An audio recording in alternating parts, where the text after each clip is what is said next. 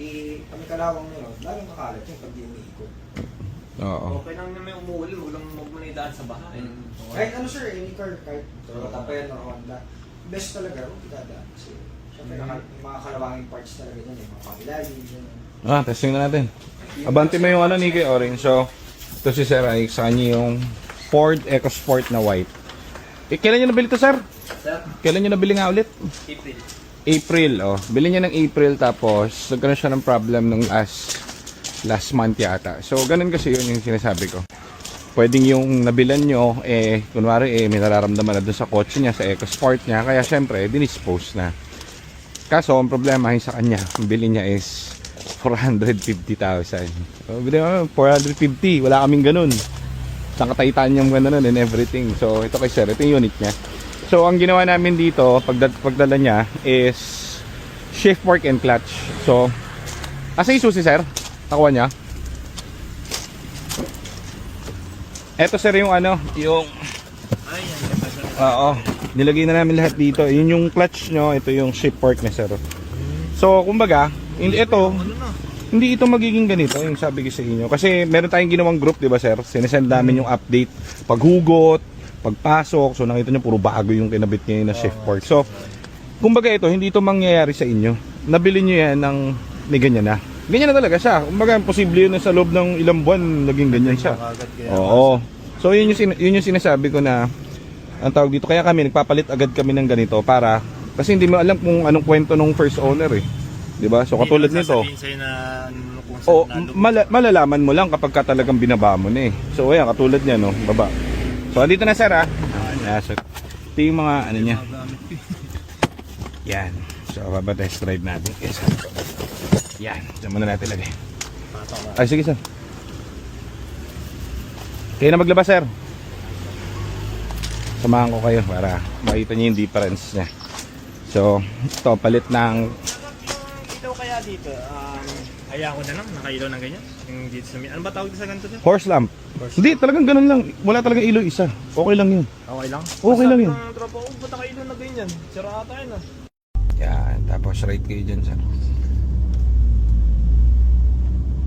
Dati ang sakit sa tenga pag nagbabibrate ng Kapag ka, pagka umaandar, nakadrive ano. Mga ganito.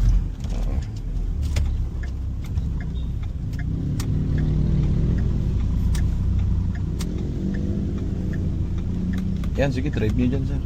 Para mag-ship-ship siya.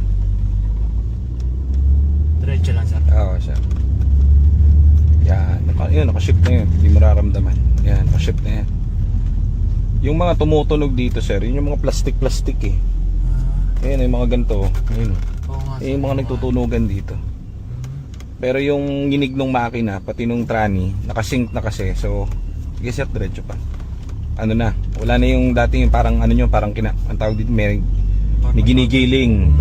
Parang ginigiling, ano. Tsaka parang pag inaano ko sir dati, pag pinapatakbo ko nun, ba't parang walang power? Parang naka-permis lang ng ano. Oo, kasi hindi nagsiship nung una sir eh. Oo, kasi kinain nung kalawang yung ano, yung shift fork pati yung clutch. So sa inyo lang talaga inabutan. Nung binili niyo yan dun sa buy and sell, ano na yan? Diretso lang sir? Diretso lang sir. May nangangamba na siya, parang ganun. Papunta na siya dun. So nung binili niyo na, dun siya inabutan na. Oo.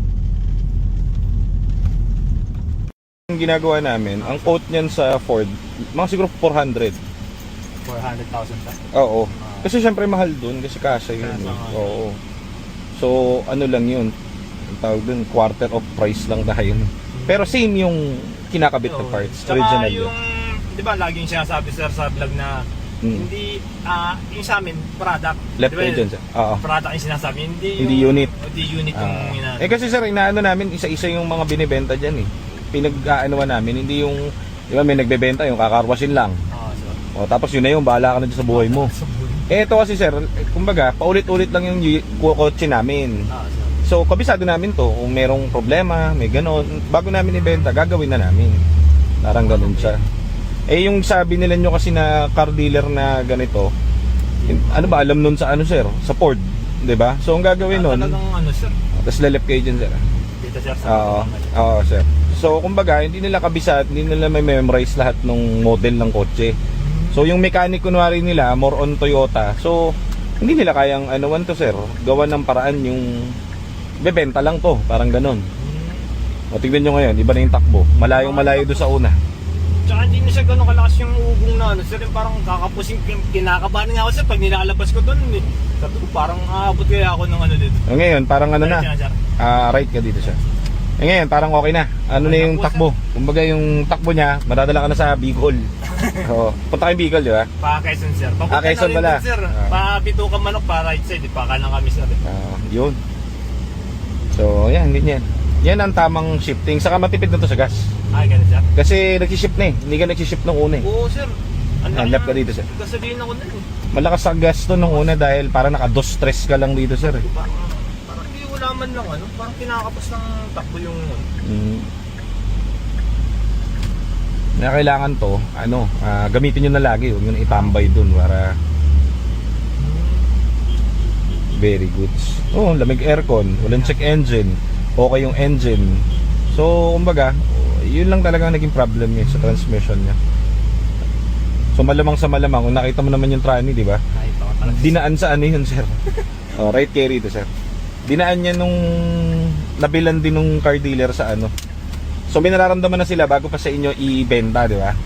Kasi- Kasi kung nakita ko niyo, parang luman-luman talaga na parang pinabayaan sir. Oo, parang ganun. Yung bebenta na sir, yun lang talagang ano. Pinapinturahan, ganun din lang. So, yung buy and sell kasi, hindi niya mararamdaman kung ano yung tamang takbo, di ba? Ayan, right kayo dito, sir, yun yung sa atin. Pero thank you. Oh, no problem, sir. Pag ano, dito PMS ito lagi. Sige lang, May sir. problema dito talaga.